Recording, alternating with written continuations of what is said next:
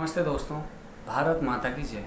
मैं अंकित कुमार आपके अपने YouTube चैनल भारत सेवा पे आपका स्वागत करता हूँ। काफ़ी सारे आरोप प्रत्यारोप आर्य समाज पे लगते हैं कि ये तो भगवान राम को नहीं मानते, कृष्ण को नहीं मानते, हमारे क्रांतिकारियों को नहीं मानते, वगैरह वगैरह। इन प्रश्नों के उत्तर मैं आपको इस वीडियो में देने का प्रयास करूँगा और साथ में यह भी बताऊँगा कि क्यों सनातन धर्म और आर्य समाज एक हैं, हिंदू धर्म से इनका क्या लेना देना है। पूरी वीडियो में आपको बताऊंगा। पूरी वीडियो को बहुत ध्यान से देखिए। सबसे पहले आपको मैं बता देना चाहता हूं कि आर्य समाज कोई धर्म नहीं है, कोई संप्रदाय नहीं है, एक संगठन है जो समाज को सुधारने का कार्य करती है। और इस संगठन के द्वारा जो अच्छी चीज़ें हैं उनका मंडन किया जाता है, उनको बढ़ाया जाता है, प्रचार प्रसार उनका किया जाता है। और जो बुरे चीज़ें हैं, जो अंधविश्वास हैं, झूठ है, और महर्षि दयानंद की भाषा में कहें तो ढकोसले हैं, उनका हमेशा ही इस संगठन में खंडन किया जाता है और संभवतः किया जाता ही रहेगा।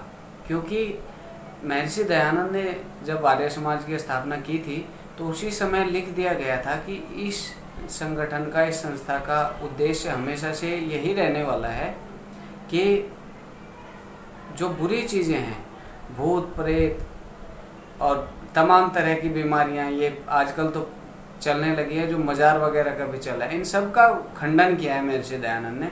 तो ऐसा नहीं है। और हम अपने आप को, जो आर्य समाजी हैं, वो अपने आप को हिंदू कहते हुए क्यों शायद संकुचित महसूस करते हैं, उसका एक बड़ा कारण ये है कि हिंदू अपने आप में एक गाली है। आप पढ़े लिखे दर्शक हैं, आप समझ सकते हैं, आप साहित्य पढ़ते होंगे। कुछ जगह हिंदू को एक गाली के रूप में दर्शाया गया है और ये मैं भी मानता हूँ, इस बात का मैं पक्षधर हूँ कि हम हिंदू शब्द भी विदेशियों के द्वारा दिया गया है, कुछ निकम्मे जाहिल लोगों के द्वारा दिया गया है। इस शब्द को अवॉइड कीजिए आप, और क्या शब्द का प्रयोग करें आप, वैदिक धर्म बोलें या सनातन धर्म बोलें, जो सृष्टि के आदिकाल से था, एकमात्र धर्म जिसकी मैं बात कर रहा हूँ। तो अब बात आती है कि आर्य समाज किसको मानता है, किसको नहीं मानता। पहले मैं आपको बताता हूँ कि किसको मानता है। कुछ लोग कहते हैं, मुझे भी विभिन्न सोशल वेबसाइट पे मैसेज भेजते रहते हैं सब, तो ये कहते हैं कि आर्य समाज शहीद भगत सिंह को नहीं मानता। तो कुछ लोग कहते हैं कि आप तो अशफाक उल्लाह खां को नहीं मानते, वो तो मुस्लिम है। ऐसा नहीं है। आर्य समाज के लोग हर बलिदानी का सम्मान करते हैं। आर्य समाज में कोई जाति वगैरह नहीं देखी जाती, उसमें वर्ण व्यवस्था देखी जाती है, जो कि आज नहीं है। तो हम किसी को हिंदू मुस्लिम नहीं करते।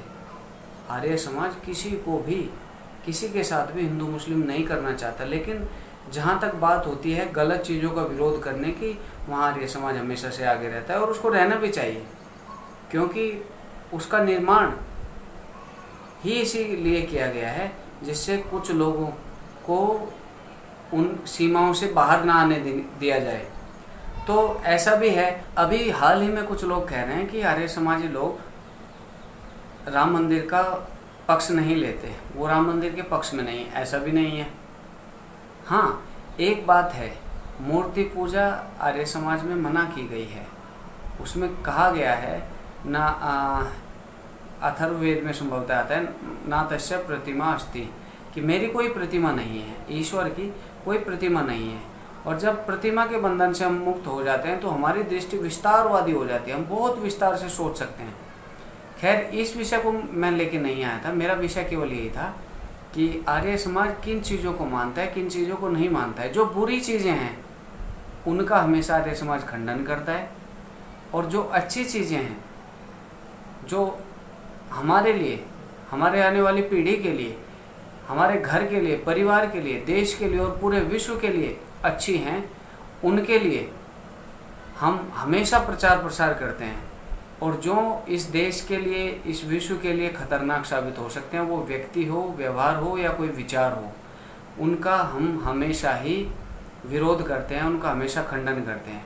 तो केवल इतना सा टारगेट है, छोटा है, मैंने थोड़ा करके आपको बताया। आप अधिक चीज़ों के लिए मुझे अपने प्रश्न कमेंट कर सकते हैं, मैं आपके प्रश्नों के उत्तर देने की कोशिश करूँगा। आपने वीडियो देखी उसके लिए बहुत बहुत धन्यवाद। वंदे मातरम, जय श्री राम, भारत माता की जय।